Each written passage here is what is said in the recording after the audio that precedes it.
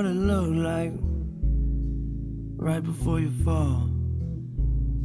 Stumbling around, you've been guessing your direction, except you can see it all. And I don't have a name, I don't have a name, no.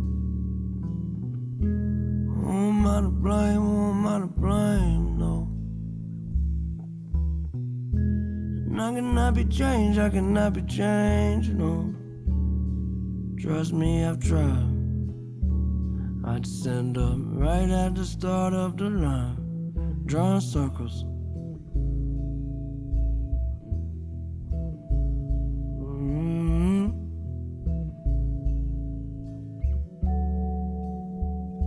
Well, I drink my whiskey, you sip your wine. We're through a while sitting watching the world falling down its decline. And I can keep you safe, I can keep you safe. Do not be afraid, do not be afraid. You're feeling sorry, I'm feeling fine. Don't you put any more stress on yourself, it's one day at a time. It's getting pretty late, getting pretty late. And I found it goes around like the ends. I keep counting the time, drawing circles.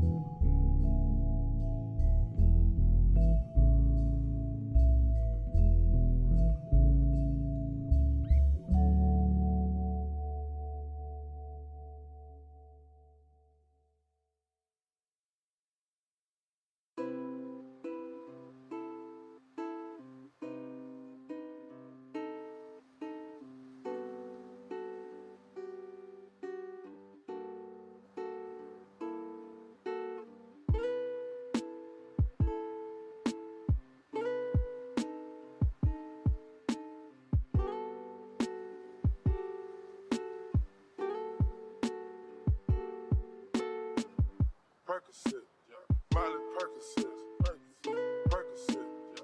Miley Percocet, rep the set, yeah. Gotta rep the set, gang, chase a chick, never chase a bitch, chase no bitch. Mask on, fuck it, mask on, mask on, fuck it, mask on, Percocet, Miley Percocet, chase a chick, never chase a bitch.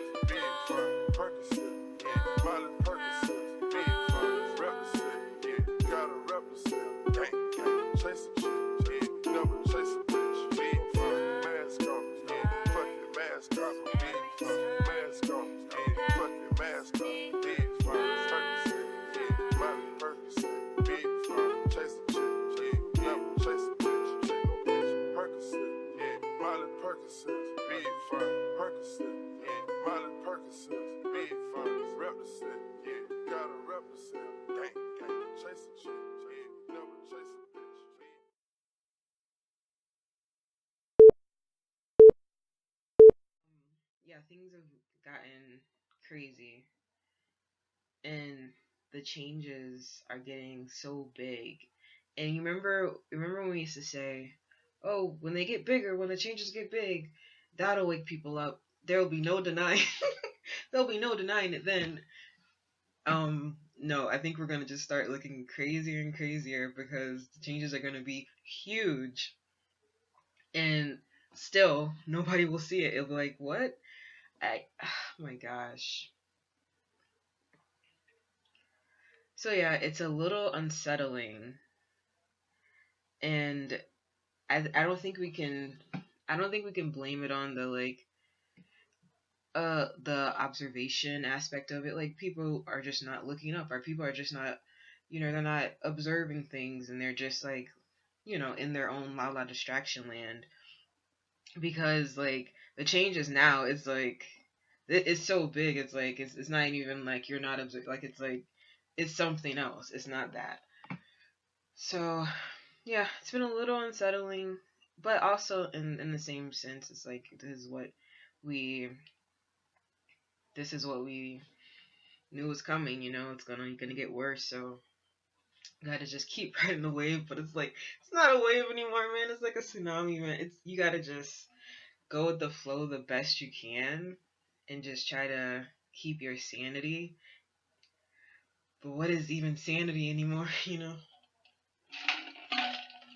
So how's everyone doing? Probably just as like ungrounded as me. But I wanted to do this video on the brain. How did I come across? Okay, so it was with you guys remember the Popeye's chicken sandwich, and then everyone went crazy. People were dying. People were like getting stabbed. Fights. Customers were like jumping over the counter, like just doing some crazy, crazy shit.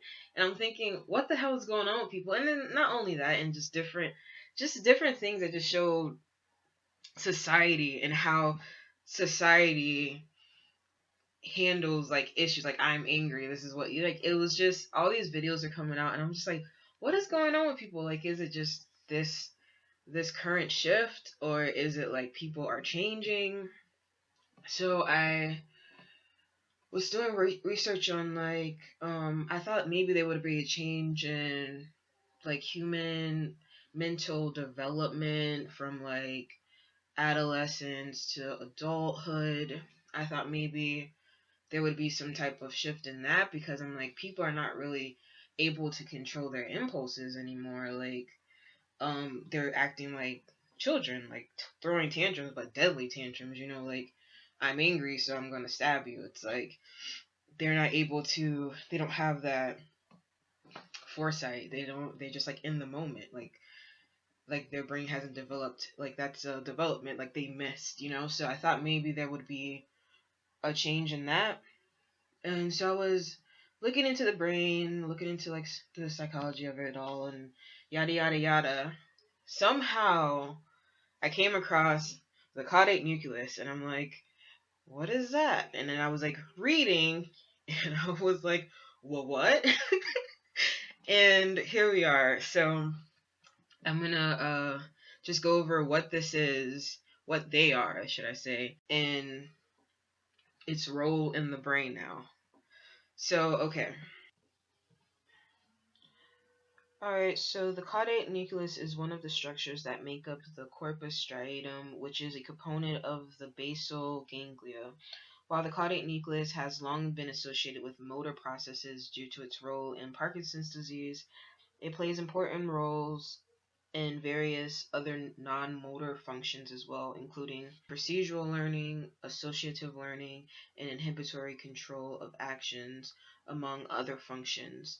The caudate is also one of the brain structures which compose the reward system and functions as part of the cortico-basal ganglia thalamic loop.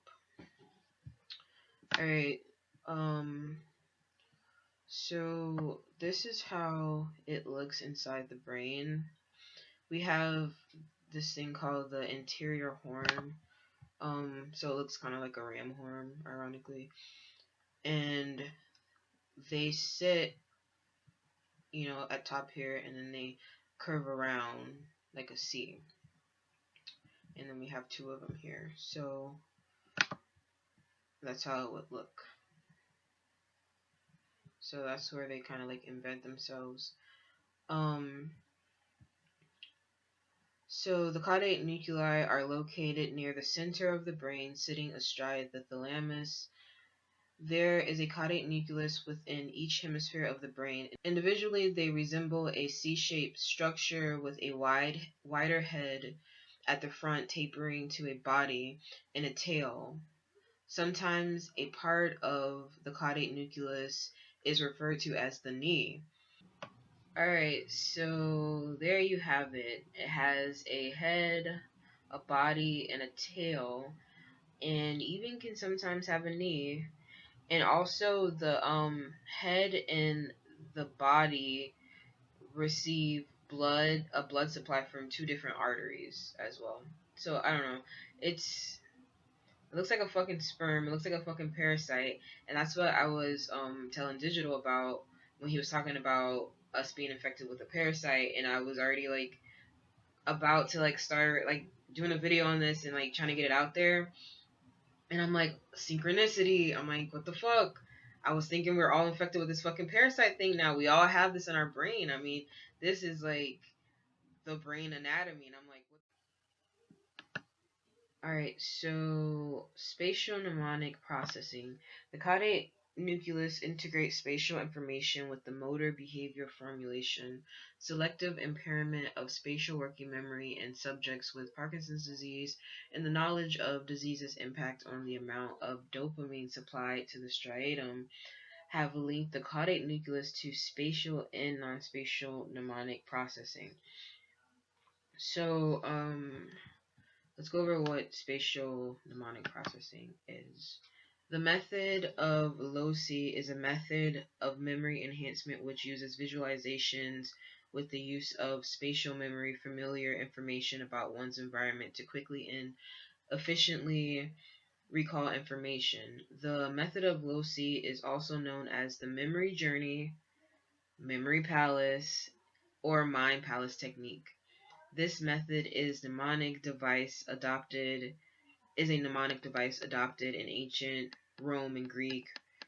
Yada yada yada. Okay, so that spatial memory deals with being able to recall where you are. It's about location, obviously spatial memory. Alright, so that was like a little bit about what spatial mnemonic processing is. It's just being able to like recall where you are and place things based off of your memory.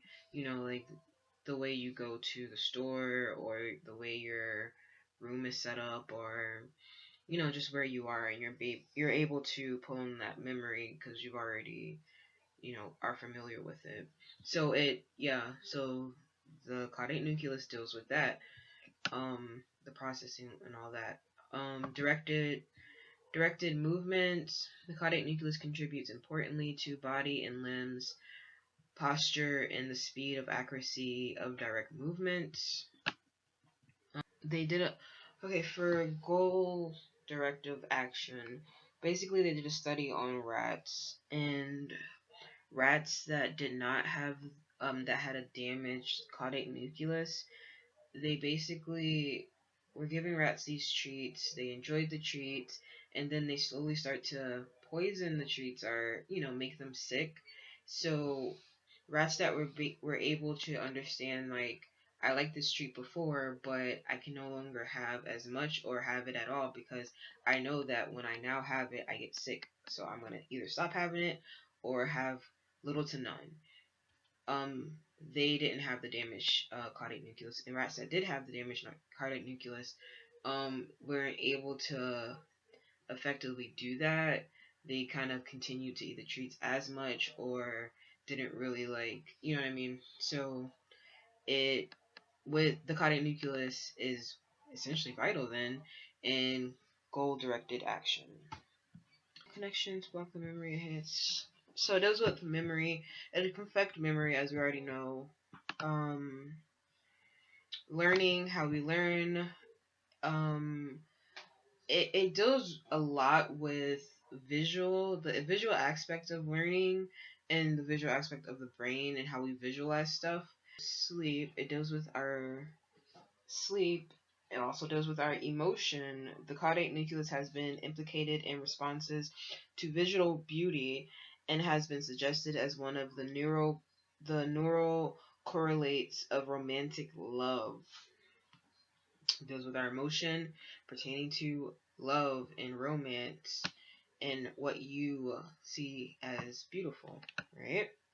Also deals with obsessive compulsive disorders and also approach attachment behavior. It's like instrumental in that too. Language and yeah. So the caudate nucleus. Let me see if I can bring up some pictures. I'm gonna bring up some pictures of it and stuff. And all right.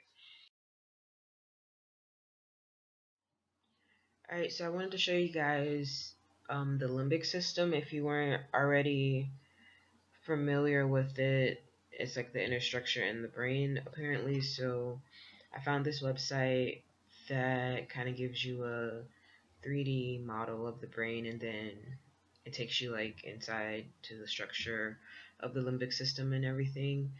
And then the caudate nucleus will be a part of the limbic system.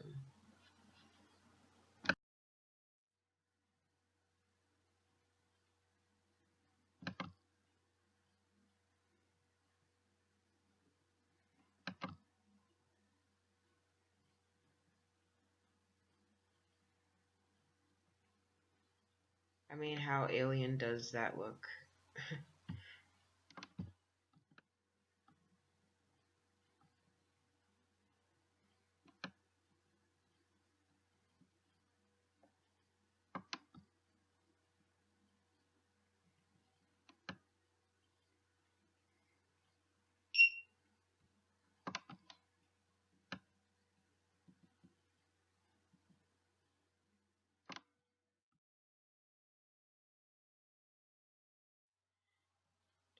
Alright, so this is the limbic system, and what's highlighted in red, the little bulbs that sit behind the eye, it's actually connected to the nasal kind of structure, and its purpose is it deals with like memory, dealing with smell, um, and those type of factors, and it kind of acts as like a feedback processor kind of. So yeah, and then the caudate nucleus was sit like around like the horn thing that I showed you guys earlier.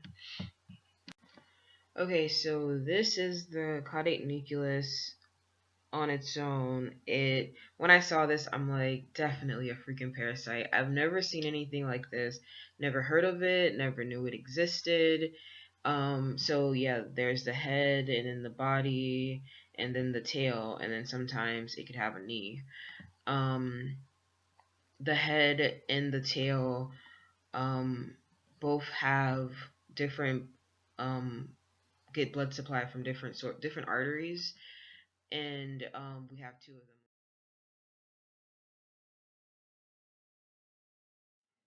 All right, here's a picture of the human brain. For me, the cerebellum was a lot smaller. It wasn't like this huge lump in the back of the brain that hung off. Like it was a lot smaller, but it would make sense that it's bigger now. When I looked into it, I remember it kind of being exclusive to dealing with motor functions, but now it seems like, well, the name in Latin, which is ironic too, it means little brain, but it essentially acts as a little brain. It deals with memory. It deals with like not just motor functions. It deals with like it's technically like a little brain. All right, so what do you guys think of this caudate nucleus? It's mind blowing, yeah. Also, what's interesting with this is it uses the caudate is highly innervated by dopamine neurons that originate from the something is located in the midbrain and contains cell projections to the caudate and putamen, utilizing the neurotransmitter dopamine. I found that interesting as well. Um, Maybe that has something to do with the impulses, I it's like I'm not well versed in this, but I know what I know, kind of thing. Um, yeah.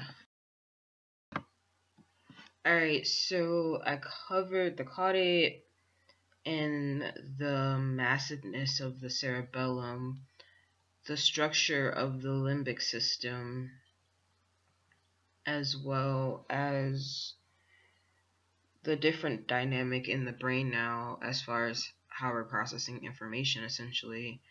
Um, it seems like the caudate is involved in every aspect of that memory and the processing of it, which is a little bit scary, which also makes sense. Um, something definitely is affecting people, right? So I don't know if we're immune to the caudate. I don't know if we're there, if our caudate is damaged in a way. Maybe Mandela affected have, like, maybe our caudate is damaged and we're able to see through whatever kind of, I don't know, whatever filter it's putting on the way we're processing everything, because I feel like that's its main purpose, is to filter everything. We see, I like how we already kind of figured everyone sees everything as just whether it used to be like whether they care or not to like look into it, and then you never understood why they never wanted to look into it, why they never were interested in it. Well, maybe this didn't allow them to be. It was filtered, so the information they got, they're probably processing in a whole different way, you know. I don't know. So it does make a lot of sense, you know. So there's a theory there. All right, so I'm gonna move on from this and go into ego, I guess. Yeah, I'll talk a little bit about ego.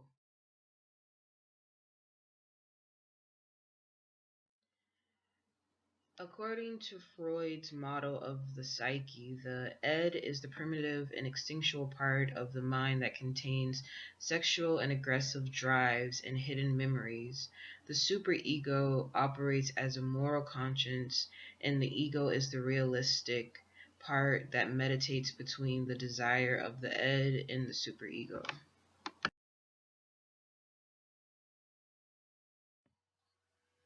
The id is the primitive and instinctive component of personality. It consists of all inherited components of personality present at birth, including the sex instinct and the aggressive instinct. The id is the impulsive and unconscious part of our psyche which responds directly and immediately to basic urges, needs, and desires. The personality of the newborn child is all id, and only later does it develop an ego and superego. The id remains infertile in its function throughout a person's life and does not change with time or experience, as it is not in touch with the external world. The id is not affected by reality, logic, or the everyday world, as it operates within the unconscious part of the mind. The id operates on the pleasure principle, which is the idea that every wishful impulse should be satisfied immediately, regardless of the consequences. When the id achieves its demand, we experience pleasure. When it is denied, we experience unpleasure or tension. The id engages in primary process thinking, which is primitive, illogical, irrational, and fantasy oriented. Thus, this form of process thinking has no comprehension of objective reality and is selfish and wishful in nature. Okay, so I took I had a psychology class last semester, so we were kind of going over this, and um, something like it kind of like I started to think about the unaffected. Well, this is when that whole thing was going on, and people were like killing each other over these freaking chicken sandwiches, and just society just seemed nothing made sense. And I'm like, why these are adults, these are people who have lives, who have children, who have, you know what I mean, like, why are they acting so irrational, so crazy? And I started to look into this a little bit more, and I was thinking, well, maybe it's actually the lack of the development of the superego and ego, and more they're leaning more on a primitive state of mind, maybe. Well, obviously, the ego is the part of the ed which has been modified by the direct influence of the external world. The ego develops to mediate between the unrealistic ed and the external real world. It is the decision making component of personality. Ideally, the ego works by reason, whereas the ed is chaotic and unreasonable. The ego operates according to the reality principle, working out realistic ways of satisfying the ed's demands, often compromising or postponing satisfaction to avoid negative consequences of society. The ego considers social realities and norms, etiquette and rules, in deciding how to behave. Like the ed, the ego seeks pleasure and avoids pain, but unlike the ed, the ego is concerned with devising a realistic strategy to obtain pleasure. The ego has no concept of right or wrong. Something is simply good if it achieves its end of satisfying without causing harm to itself or the ed. If the ego fails in its attempt to use the reality principle and anxiety is experienced, unconscious defense mechanisms are employed to help ward off unpleasant feelings or make good things feel better for the individual. The ego engages in secondary process thinking, which is rational, realistic, and orientated towards problem solving. If a plan of action does not work, then it is thought through again until a solution is found. This is known as reality testing and enables the person to control their impulse and demonstrate self control via mastery of the ego. Okay, so the lack of this is what I was noticing in society during that time, and kind of still, well, still now, yeah. What I'm noticing in society is the lack of the ego, or this ego. It's they're leaning more on just the ed and impulses, immediate satisfaction, um, without any thought of consequences or any thought of a rational way to handle impulses or getting that satisfaction that we all kind of want, whether that be getting a chicken sandwich at Popeyes, that's the satisfaction you want, and someone skips you in line, instead of thinking out a rational way, well, I'll just wait, or I'll just, like, I don't know, something other than stab them. The impulse is to just stab them to get ahead. I don't know. So I don't get it's irrational, it's illogical, it doesn't make sense. It's like you are mad because someone skipped you in line and you're going to be waiting longer for this chicken sandwich, so you decide, I'm going to stab him.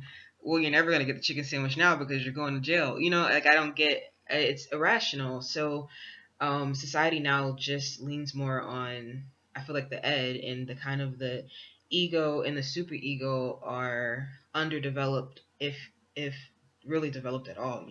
The superego incorporates the values and morals of society which are learned from one's parents and others. It develops around the age of 3 to 5 years. The superego's function is to control the ed's impulses, especially those which society forbids, such as sex and aggression. It also has the function of persuading the ego to turn to moralistic goals rather than simple realistic ones, and to strive for perfection. The superego consists of two systems: the conscience and the ideal self. The conscience can punish the ego through causing feelings of guilt. For example, if the ego gives in to the ed's demands, the superego may make the person feel bad through guilt. And this is another thing that is lacked in society. You stab the guy and you're happy that you did it because he should have never skipped you. It's like that lack of ego, logical thinking, and the lack of the super ego, morals. So yeah, the ideal self or ego is an imaginary picture of how you ought to be, and represents career aspirations, how to treat other people, and how to behave as a member of society. Behavior which falls short of the ideal self may be punished by the superego through guilt. The superego can also reward us through the ideal self when we behave properly by making us feel proud.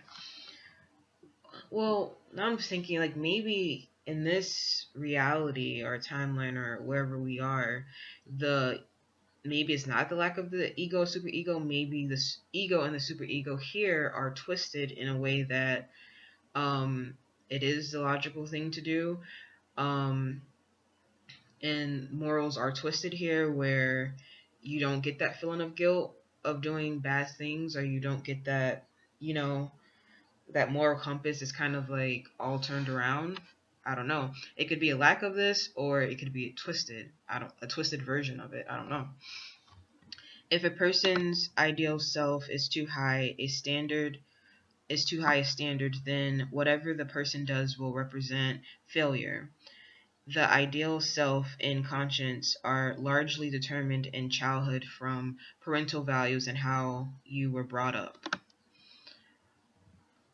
Yeah, so that's ego, super ego, and ed. I found this very interesting, and for all we know, this caudate nucleus thing, or even the changes in the cerebellum, could all be affecting impulses and morals. I mean, the caudate uses like dopamine, so I don't know. Maybe it could. I don't know. I would love to hear you guys' opinion on this. I think it all can kind of, maybe it all connects in some type of way. Yeah. A little bit of synchronicity right now again with digital, because I was just going over the ego, and then I happened to see he went live like an hour ago, I think. What time is it now? 39 minutes ago. He went live like 39 minutes ago, and he's playing a video, a guy talking about ego and, you know, his concepts on it and stuff like that. So yeah, a little bit of synchronicity right now. He is taking it like a I would encourage you guys to go watch this live streaming he's doing now. It's called What on Earth dot dot dot. No, wait, dot dot dot. So he's taking it to a little bit higher. The guy's talking about staying in more of the state of mind of the super ego rather than the ed and ego, kind of that moralistic love, the angel kind of, than the self, the ego, or the ed, the essential like devil kind of, you know, or, you know, so he's kind of talking about the 3D being kind of the ego, and 5D kind of being the super ego in a way. It's like kind of all the same, but people have a better way of like putting a spin on it and using more like modern kind of like what we, you know, 3D, 4D, 5D, kind of like the dimension kind of thing, a spin on it, like a different kind of spin on it, but it's essentially the same thing, you know. But yeah, he's taking it a little bit to a different level, higher level. So adding the energy levels to it, the vibration levels to it. Of course, like with being in that state of super ego, more of the moralistic, you're going to have a higher vibration than staying in that primitive state where your vibration is going to be a lot lower, and you're acting on a logic, and you're acting more on aggression, and your vibration is definitely going to be lower and keep you in a more, you know, docile state, and keeping your energy high, and keeping yourself in that more super ego. And I'll go back to the picture. You're going to be at a higher vibration, essentially. So yeah, a little bit of synchronicity there. Awesome. So yeah, I would encourage you guys to check out his channel and watch the live stream that's on now. So yeah.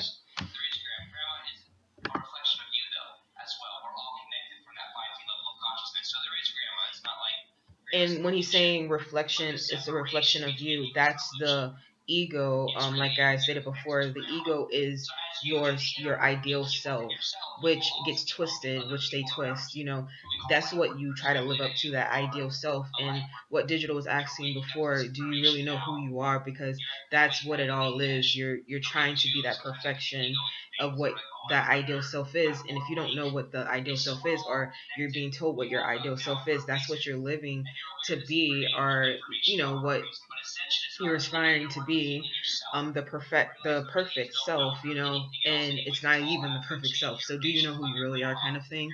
So yeah, check out that live stream. Awesome. All right. Okay, guys. So lastly, I want to talk about the bonobo monkey and the chimpanzee. I don't know if you guys have been following, like checking in on this from time to time. I have, and it is changing frequently.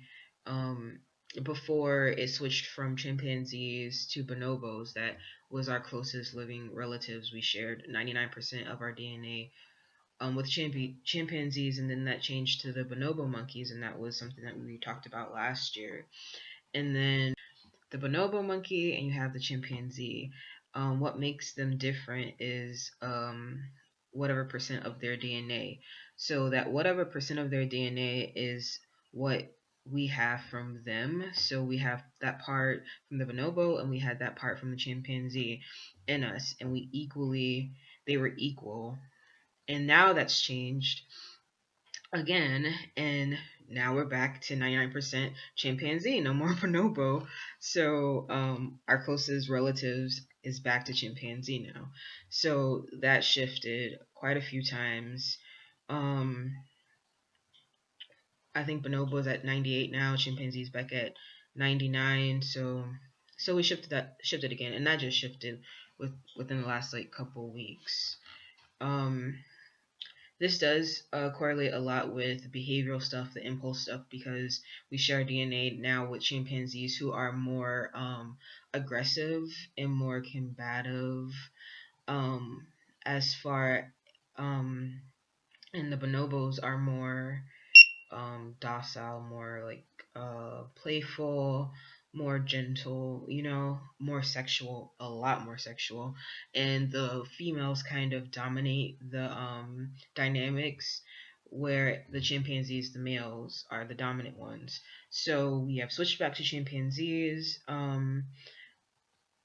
I I don't know if I've seen it yet in society. It still feels like females are more dominant, but I don't know how recent the shift was, because I just looked at this now to add it in because I wanted to talk about I was going to talk about how it shifted to we're equal, they're both equal.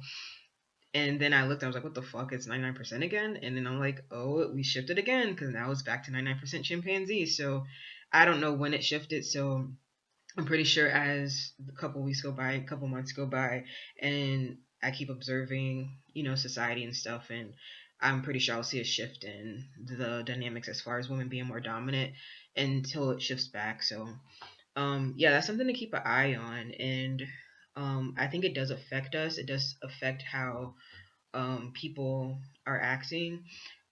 This shift in itself, because the two species, or the bonobo and the chimpanzees are very different as far as how they are socially. So when we're closer related to the bonobo, we're more female dominant, and when we're closer related to the chimpanzee, we're more male dominant and more aggressive. So yeah, something to keep your eyes on. And I think that's gonna be the end of it. There's some other stuff I want to talk to you, but I'll do that in another video eventually, whenever I get around to it, hopefully soon. I want to talk about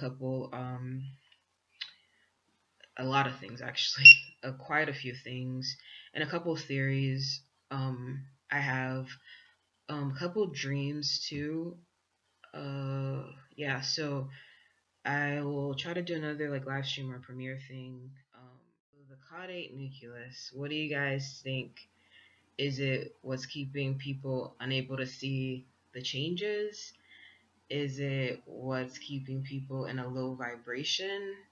Um, I don't know. I definitely think it is some sort of filter. Um, it filters um, how you're perceiving the information you're getting from wherever we are. It's keeping us maybe.